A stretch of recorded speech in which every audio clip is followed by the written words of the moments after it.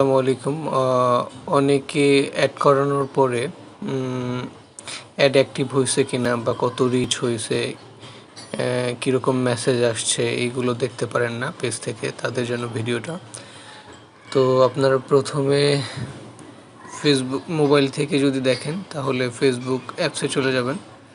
তো অ্যাপসে চলে যাওয়ার পরে ডান দিকের কোণার এই মানে পিকচার যেটা দেখা যায় ছোট করে, ওখানে ক্লিক করবেন। তারপর ডান দিকের নিচে একটু প্রোফাইল নেমের প্রোফাইল পিকচার প্রোফাইল এর ডান দিকে এখানে ক্লিক করার পরে আপনার পেজে চলে যাবেন। যেমন আমি আমার পেজে চলে যাচ্ছি। তো পেজে চলে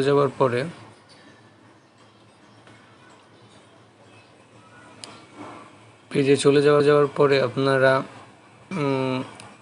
ডান দিকের এই কোণার বাটন অথবা এখানে চলে যেতে পারেন সব একসাথে দেখার জন্য। তো প্রফেশনাল ড্যাশবোর্ড আছে, এখানে প্রফেশনাল ড্যাশবোর্ড আছে, অথবা প্রোফাইলে চলে যাবেন, পেজ প্রোফাইলে ড্যাশবোর্ডে চলে যাবেন। তো ড্যাশবোর্ডে চলে যাওয়ার পরে আপনারা অ্যাড সেন্টার নামে একটা টুলসের মধ্যে অ্যাড সেন্টার নামে একটা বাটন পাবেন। বাটনে চলে যাবেন।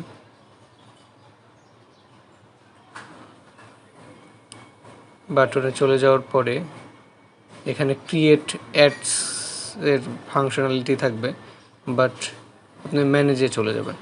ম্যানেজে চলে যাওয়ার পরে যেটা আপনার অ্যাক্টিভ আছে বুস্ট, ওটা এখানে দেখতে পারবেন, এই যে অ্যাডস।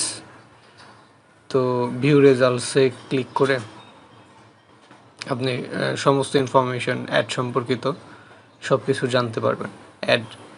এই যে অ্যাডটা প্রিভিউটা এরকম দেখায়, অ্যাড প্রিভিউটা।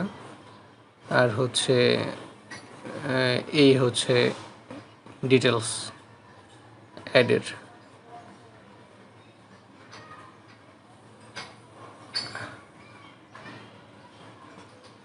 আর হচ্ছে আপনি আরও দেখতে চাইলে তো ভিউ ডিটেলড রেজাল্টসে চলে যাবেন।